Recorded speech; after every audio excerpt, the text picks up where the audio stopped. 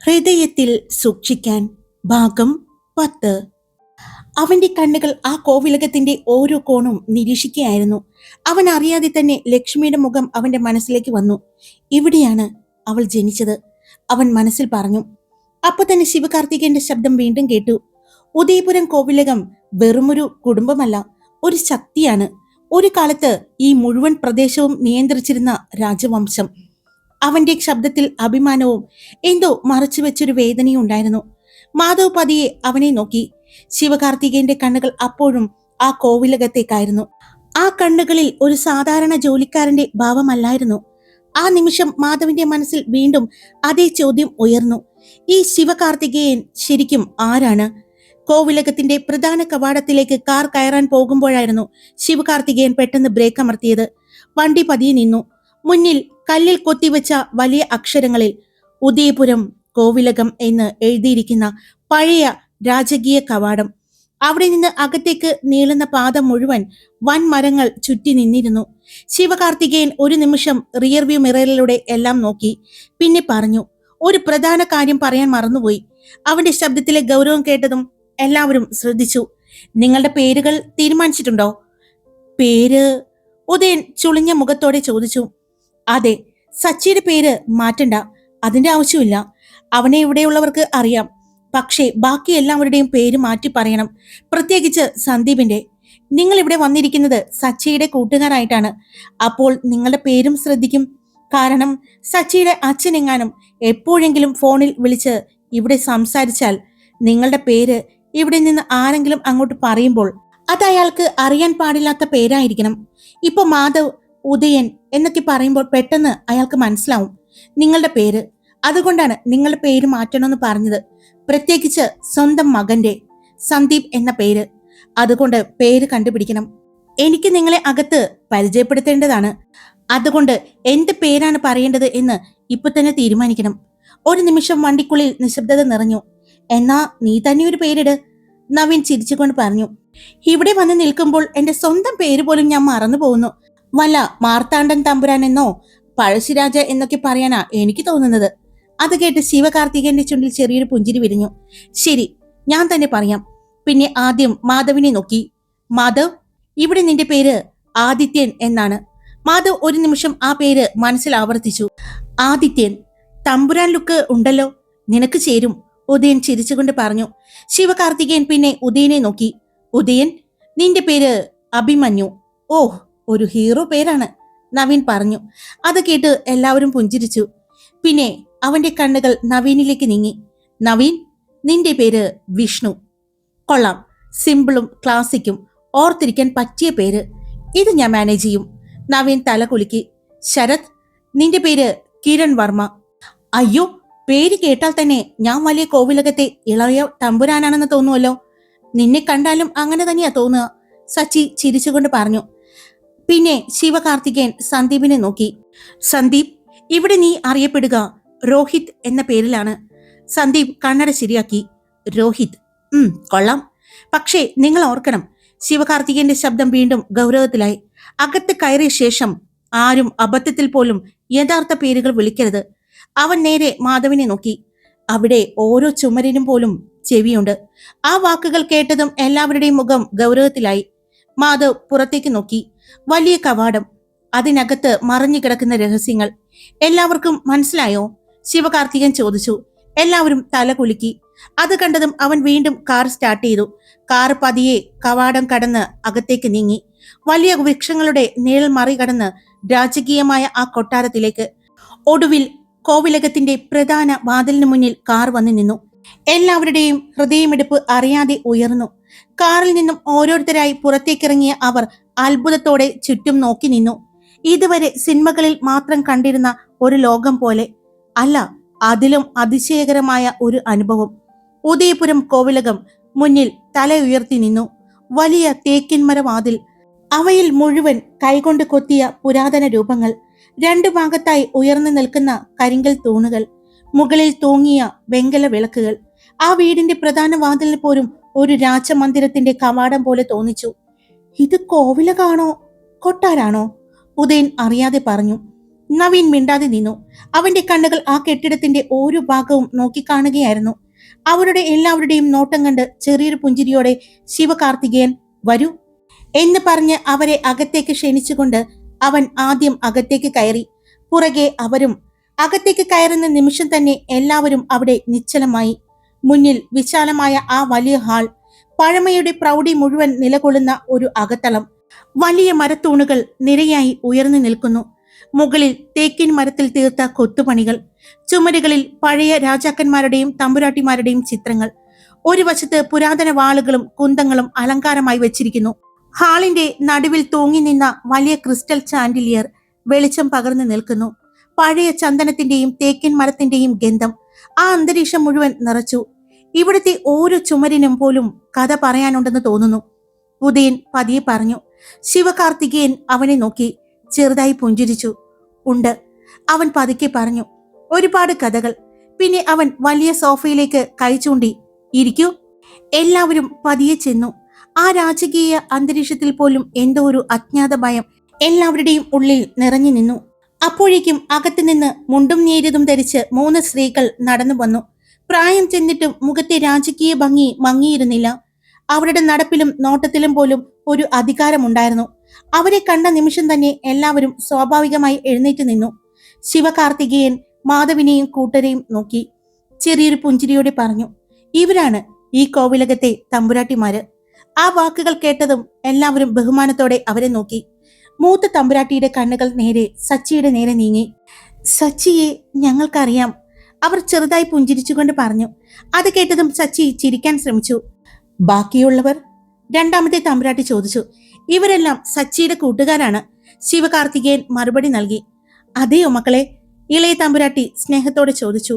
അവരുടെ ശബ്ദത്തിൽ പോലും ഒരു വിചിത്രമായ അടുപ്പം ഉണ്ടായിരുന്നു. ശിവകാർത്തികേയൻ അവരുടെ അരികിലേക്ക് ചെന്ന് നിന്നു. നിങ്ങൾക്ക് ഇവരെ മനസ്സിലായോ? അവൻ തമ്പുരാട്ടിമാരെ നോക്കിക്കൊണ്ട് ചോദിച്ചു. 3 പേരും വീണ്ടും മാധവിനെയും കൂട്ടരെയും ശ്രദ്ധയോടെ നോക്കി. പിന്നെ ശിവകാർത്തികേയൻ സച്ചിയിലേക്ക് തിരിഞ്ഞു. സച്ചി, നിനക്ക് ഓർമ്മയുണ്ടോ ഇവരെ? സച്ചി ചെറിയൊരു ആശയക്കുഴപ്പത്തോടെ തല കുലുക്കി. ഇല്ല.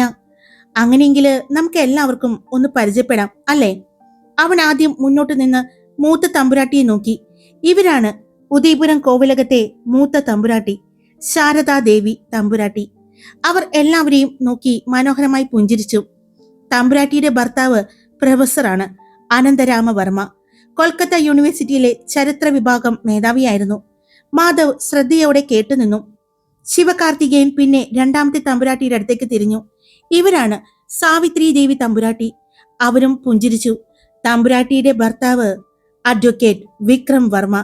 ആ പേര് കേട്ടതും മാധവിന്റെ കണ്ണുകൾ ചെറുതായി ചുരുങ്ങി. ശിവകാർത്തികേയൻ അവസാനം ഇളയ തമ്പുരാട്ടിയെ നോക്കി. ഇവരാണ് മാലിനി ദേവി തമ്പുരാട്ടി. അവർ ശാന്തമായി നിന്നു. തമ്പുരാട്ടിയുടെ ഭർത്താവ് രാഘവൻ IPS. ആ പേര് കേട്ട നിമിഷം മാധവിന്റെ മനസ്സിലൂടെ ലക്ഷ്മിയുടെ അച്ഛൻ ബാലചന്ദ്രൻ പറഞ്ഞ കാര്യങ്ങൾ കടന്നു വന്നു. മാധവ് അറിയാതെ ശിവകാർത്തികേയനെ നോക്കി. പക്ഷേ അവന്റെ മുഖത്ത് ഇപ്പോഴും അതേ ശാന്തതയായിരുന്നു. ഇനി ഈ കോവിലകത്തെ അടുത്ത തലമുറയെ പരിചയപ്പെടാലോ. അവൻ തമ്പുരാട്ടിമാരെ നോക്കി. എവിടെയാ എല്ലാവരും? റൂമിലുണ്ടാകും, മൂത്ത തമ്പുരാട്ടിയായ ശാരദാദേവി തമ്പുരാട്ടി പറഞ്ഞു. രാവിലെ മുതൽ ഓരോരുത്തരും ഓരോ തിരക്കല്ലേ, അപ്പോ പേരെങ്കിലും പറഞ്ഞേക്കാം. ശിവകാർത്തികേയൻ വീണ്ടും മാധവിനെയും കൂട്ടരെയും നോക്കി. അവർ വരുമ്പോൾ നിങ്ങൾക്കാളെ മനസ്സിലാക്കാമല്ലോ. അവൻ പതിയെ മൂത്ത തമ്പുരാട്ടിയുടെ അരിയിലേക്ക് നടന്നു. പിന്നെ വളരെ സ്വാഭാവികമായി അവരുടെ തോളിലൂടെ കൈയിട്ടു. ഉദയപുരം കോവിലകത്തെ മൂത്ത തമ്പുരാട്ടിയായ ശാരദാദേവി തമ്പുരാട്ടിക്കും പ്രൊഫസർ അനന്തരാമവർമ്മ തമ്പുരാനും 2 മക്കളാണ്. പിന്നെ കണ്ണുകളിൽ ചെറിയൊരു കുറുമ്പോടെ പറഞ്ഞു. മൂത്ത മകൻ ശിവകാർത്തികേയൻ. അവൻ തന്നെ തന്റെ നെഞ്ചിലേക്ക് വിരൽ ചൂണ്ടി. ആ വാക്കുകൾ കേട്ട നിമിഷം മാധവും കൂട്ടരും ഒരുപോലെ ഞെട്ടി അവനെ നോക്കി. എന്ത്? ഉദയൻ അറിയാതെ ചോദിച്ചു. നവീന്റെ കണ്ണുകൾ വിടർന്നു. സന്ദീപ് പോലും കുറച്ചുനേരം അവനെ നോക്കി നിന്നു. ഇത്രയും നേരം വളരെ സാധാരണമായി പെരുമാറിയിരുന്ന ഈ മനുഷ്യൻ ഉദയപുരം കോവിലകത്തെ തമ്പുരാന്റെ സഹോദരിയുടെ മകൻ. എല്ലാവരുടെയും മുഖത്തെ ഞെട്ടൽ കണ്ടതും ശിവകാർത്തികന്റെ ചുണ്ടിൽ ഒരു ചെറിയ പുഞ്ചിരി വിരിഞ്ഞു. അതെ, അവൻ മീശ പിരിച്ചു. ഞാനൊരു ലോയറാണ്. അവന്റെ ശബ്ദത്തിൽ ആത്മവിശ്വാസം നിറഞ്ഞിരുന്നു. കൂടാതെ കോവിലകത്തിന്റെ എസ്റ്റേറ്റും ബിസിനസ്സും ഇവിടെ നടക്കുന്ന എല്ലാ കാര്യങ്ങളും ഇപ്പോൾ നോക്കി നടത്തുന്നത് ഞാനാണ്. മാധവ് അവനെ ശ്രദ്ധയോടെ നോക്കി. ഇപ്പോൾ അവനെ കാണുമ്പോൾ ശരിക്കും ഒരു തമ്പുരാൻ തന്നെ. അവന്റെ സംസാരവും നടപ്പും കണ്ണുകളിലെ ആ തണുത്ത ഷാർപ്നെസ്സും എല്ലാം അത് തന്നെ പറഞ്ഞുകൊണ്ടിരുന്നു. പിന്നെ എനിക്കൊരു അനിയത്തിയുണ്ട്, ശിവഗംഗ. ഇപ്പോൾ ബികോം പഠിക്കുകയാണ്. വീട്ടിലെ ഏറ്റവും വലിയ കുറുമ്പി. അവൻ പറഞ്ഞതും ശാരദാദേവി തമ്പുരാട്ടി ചിരിച്ചു. അവളെക്കുറിച്ച് അധികം പറയണ്ട, അവർ സ്നേഹത്തോടെ പറഞ്ഞു. ഇവിടുത്തെ എല്ലാവരെയും കറക്കി വിടുന്ന സാധനാണ്. എല്ലാവരും ചെറുതായി ചിരിച്ചു. പിന്നെ ശിവകാർത്തികേയൻ രണ്ടാമത്തെ തമ്പുരാട്ടിയായ സാവിത്രി ദേവി തമ്പുരാട്ടിയുടെ അടുത്തേക്ക് തിരിഞ്ഞു. ഇനി എന്റെ ചെറിയമ്മ. അവന്റെ ശബ്ദം വീണ്ടും ഗൗരവത്തിലായി. സാവിത്രി ദേവി തമ്പുരാട്ടിക്കും അഡ്വക്കേറ്റ് വിക്രം വർമ്മ തമ്പുരാനും 2 മക്കളാണ്. പിന്നെ അവന്റെ കണ്ണുകൾ പതിയെ സന്ദീപിലേക്ക് നീങ്ങി. മൂത്ത മകൻ രാം വിക്രം വർമ്മ. ആ പേര് കേട്ടതും സന്ദീപിന്റെ മുഖം ചെറുതായി മുറുകി. മാധവ് അത് കൃത്യമായി ശ്രദ്ധിച്ചു. ഇപ്പൊ കുടുംബത്തിലെ ബിസിനസ് കാര്യങ്ങൾ അച്ഛനെ സഹായിക്കുന്നുണ്ട്. പിന്നെ റാമിന്റെ അനിയത്തി പ്രിയങ്ക വിക്രം LLB പഠിക്കുകയാണ്. ഇപ്പോൾ ഫൈനൽ ഇയർ. ഉദയൻ പതിയെ നവീന്റെ ചെവിയിൽ പറഞ്ഞു. ഇതാണല്ലേ ആ പെൺകുട്ടി? നവീൻ അവനെ തട്ടി, ശബ്ദം കുറച്ച്. അവസാനം ശിവകാർത്തികേയൻ ഇളയ തമ്പുരാട്ടിയായ മാലിനി ദേവി തമ്പുരാട്ടിയെ നോക്കി. ഇനി ഇളയ തമ്പുരാട്ടി മാലിനി ദേവി തമ്പുരാട്ടിക്കും രാഘവൻ വർമ്മ IPS സാറിനും 2 ആൺമക്കളാണ്. മൂത്തവൻ ആദർശ് രാഘവൻ ഇപ്പോ ലോ പഠിക്കുകയാണ്. ചെറുത് അഖിൽ രാഘവൻ, അവൻ എഞ്ചിനീയറിംഗ് ഫൈനൽ ഇയർ. അവൻ പറഞ്ഞതും മാലിനി ദേവി തമ്പുരാട്ടിയുടെ മുഖത്ത് അഭിമാനമുള്ളൊരു പുഞ്ചിരി തെളിഞ്ഞു.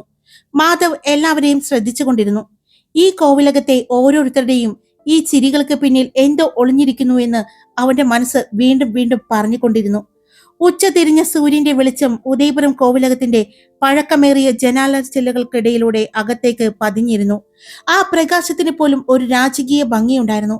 വലിയ ഹാളിലെ നടുവിലായി ഇരിക്കുന്ന മാധവിന്റെയും കൂട്ടരുടെയും മനസ്സിൽ പക്ഷേ ഒരു സമാധാനവും ഉണ്ടായിരുന്നില്ല.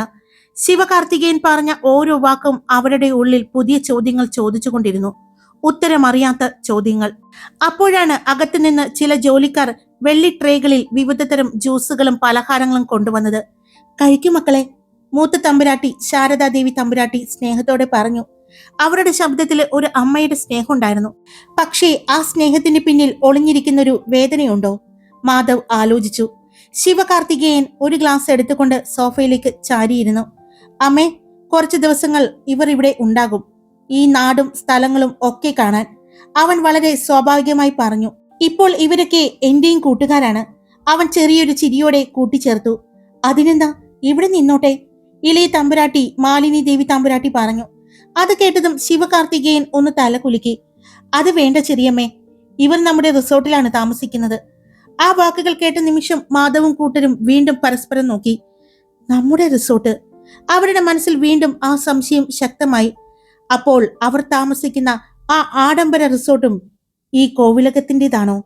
ഇതെല്ലാം എന്താണ് നടക്കുന്നത്? മാധവന്റെ കണ്ണുകൾ പതിയെ ശിവകാർത്തികേയനിലേക്ക് നീങ്ങി. അവൻ ഇപ്പോഴും വളരെ ശാന്തനായിരുന്നു. ഒന്നും മറച്ചു വെക്കുന്നില്ലെന്നതുപോലെ പെരുമാറുന്നു. പക്ഷെ യാഥാർത്ഥ്യത്തിൽ എല്ലാം മറച്ചു വെക്കുന്ന ഒരാളുടെ ശാന്തതയായിരുന്നു അത്. ചെറിയച്ഛൻ എവിടെയാ ചെറിയമ്മേ? ശിവകാർത്തികേയൻ രണ്ടാമത്തെ തമ്പുരാട്ടിയോട് ചോദിച്ചു. അദ്ദേഹം ഒരു കേസിന്റെ ആവശ്യത്തിന് ഡൽഹിയിലേക്ക് പോയിരിക്കുകയാണ്. 2-3 ആഴ്ച എടുക്കുന്ന പറഞ്ഞത് വരാൻ. സാവിത്രി ദേവി തമ്പുരാട്ടി മറുപടി നൽകി. ശിവകാർത്തികേയൻ തല കുലുക്കി. അല്പസമയം കൂടി അവിടെ നിന്നതിന് ശേഷം ശിവകാർത്തികേയൻ എഴുന്നേറ്റു. വരൂ, നമുക്ക് പുറത്തുനിന്ന് നടക്കാം. അവൻ പറഞ്ഞതും മാധവും കൂട്ടരും അവനോടൊപ്പം പുറത്തേക്ക് നടന്നു. കോവിലകത്തിന്റെ വലിയ വരാന്തയിലൂടെ പുറത്തേക്കിറങ്ങിയതും തണുത്ത കാറ്റ് മുഖത്തടിച്ചു. മുമ്പിലേക്ക് നീണ്ടുകിടക്കുന്ന പച്ചപ്പും പഴയ കൽവിളക്കുകളും ആ അന്തരീക്ഷത്തെ കൂടുതൽ നിഗൂഢമാക്കി. ചുറ്റും ആരുമില്ലെന്ന് ഉറപ്പാക്കിയതിനു ശേഷം മാധവ് പെട്ടെന്ന് നിന്നു. ശിവകാർത്തികേയൻ. അവന്റെ ശബ്ദം ഗൗരവമായിരുന്നു. ശിവകാർത്തികേയൻ തിരിഞ്ഞു നോക്കി. നിങ്ങൾ ആരാണെന്ന് ഞങ്ങൾക്കറിയില്ല. പക്ഷേ നിങ്ങൾ പറയുന്നതൊക്കെ കേൾക്കുമ്പോൾ ഒരുപാട് പൊരുത്തക്കേടുകൾ തോന്നുന്നുണ്ട്. അവൻ ചിരിച്ചു. അങ്ങനെയോ? അതെ. മാധവ് നേരെ അവന്റെ കണ്ണുകളിലേക്ക് നോക്കി. നവീന്റെ അച്ഛൻ പറഞ്ഞത് കൊണ്ട് മാത്രമല്ല നിങ്ങൾ ഞങ്ങളെ സഹായിക്കുന്നത്. അതിന് പിന്നിൽ വേറെ എന്തോ ഉദ്ദേശമുണ്ട്. ഒരു നിമിഷം നിശബ്ദത പടർന്നു. അടുത്ത നിമിഷം ശിവകാർത്തികേയൻ പൊട്ടിച്ചിരിച്ചു. ഇത്ര പെട്ടെന്ന് മനസ്സിലായോ മാധവിന്? ആ വാക്കുകൾ കേട്ടതും എല്ലാവരും ഞെട്ടി. നവീൻ പോലും അമ്പരന്ന് അവനെ നോക്കി. എന്താണ് അതിന്റെ അർത്ഥം? മാധവ് ചോദിച്ചു. ശിവകാർത്തികേയന്റെ മുഖത്തെ ചിരി പതിയെ മാഞ്ഞു. മാധവ്, എല്ലാം കണ്ടും അറിഞ്ഞും തന്നെയാണ് ഇങ്ങോട്ട് വന്നിരിക്കുന്നത് എന്ന് എനിക്കറിയാം. അവൻ ശാന്തമായി പറഞ്ഞു. നിങ്ങളുടെ സംശയങ്ങൾ മിക്കതും ശരിയാണ്. ആ വാക്കുകൾ കേട്ടതും എല്ലാവരുടെയും ഉള്ളില് ഒരു വിറയൽ പടർന്നു. അപ്പോൾ നിങ്ങൾ? ശരത്ത് ചോദിച്ചു. ഇപ്പൊ എല്ലാം പറയാൻ പറ്റില്ല, ശിവകാർത്തികേയൻ ഇടയ്ക്ക് പറഞ്ഞു. കാരണം അവൻ പതിയെ മുകളിലെ നിലയിലേക്ക് നോക്കി. ഇപ്പോൾ നമ്മളെ ശ്രദ്ധിക്കുന്ന കുറച്ചു പേർ ഇവിടെയുണ്ട്. അത് കേട്ടതും എല്ലാവരുടെയും മുഖം കടുപ്പമായി. നിങ്ങള് മുകളിലേക്കൊന്ന് നോക്കൂ. പക്ഷേ യാദൃച്ഛികമായി മാത്രം, അവൻ പതിയെ പറഞ്ഞു. മാധവും കൂട്ടരും ഒന്നും സംഭവിച്ചിട്ടില്ല എന്നതുപോലെ ചുറ്റും നോക്കുന്നതിന്റെ ഇടയിൽ മുകളിലത്തെ നിലയിലേക്ക് കണ്ണോടിച്ചു. അവിടെ അവരെ തന്നെ നോക്കി നിൽക്കുന്നുണ്ട് രണ്ട് പുരുഷന്മാർ. ഒരു നിമിഷം അവരുടെ കണ്ണുകൾ തമ്മിൽ കൂട്ടിമുട്ടി. ആ നോട്ടത്തിൽ തന്നെ അപകടത്തിന്റെ സൂചനയുണ്ടായിരുന്നു.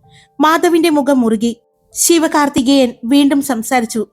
ഇപ്പോൾ ഞാൻ പറഞ്ഞതിന്റെ അർത്ഥം മനസ്സിലായി കാണും. അവൻ മതിലിൽ ചാരി നിന്നു. നിങ്ങളുടെ ലക്ഷ്യം എന്താണെന്ന് എനിക്കറിയാം. അത് മാത്രമല്ല, അവന്റെ ശബ്ദം കൂടുതൽ താഴ്ന്നു, ഞാൻ ആരുടെ കൂടെയാണെന്നും അധികം താമസിയാതെ നിങ്ങൾ അറിയും. മാധവിന്റെ കണ്ണുകൾ ചുരുങ്ങി. ആര്? അവൻ ചോദിച്ചു. ശിവകാർത്തികേയന്റെ ചുണ്ടിൽ വീണ്ടും ആ ദുരൂഹമായ പുഞ്ചിരി വിരിഞ്ഞു. നിങ്ങൾ അന്വേഷിച്ച് നടക്കുന്ന ആ മനുഷ്യൻ. അദ്ദേഹം ഉടൻ നിങ്ങളുടെ മുന്നിലേക്ക് വരും. ഹായ്, എല്ലാവരും സുഖമായിട്ടിരിക്കുന്നോ? ഞാൻ സുഖമായിട്ടിരിക്കുന്നു. അപ്പോൾ സ്റ്റോറി ഇട്ടിട്ടുണ്ട്. ഇഷ്ടപ്പെട്ടാൽ ലൈക്ക് ചെയ്യാനും ഹൈപ്പ് ചെയ്യാനും പിന്നെ സബ്സ്ക്രൈബ് ചെയ്യാതെ കേൾക്കുന്നവരുണ്ടെങ്കിൽ സബ്സ്ക്രൈബ് ചെയ്ത് സപ്പോർട്ട് ചെയ്യാനും മറക്കല്ലേ. അപ്പോൾ അടുത്ത സ്റ്റോറിയുമായിട്ട് വേഗം വരാവേ. Love you all. ബൈ.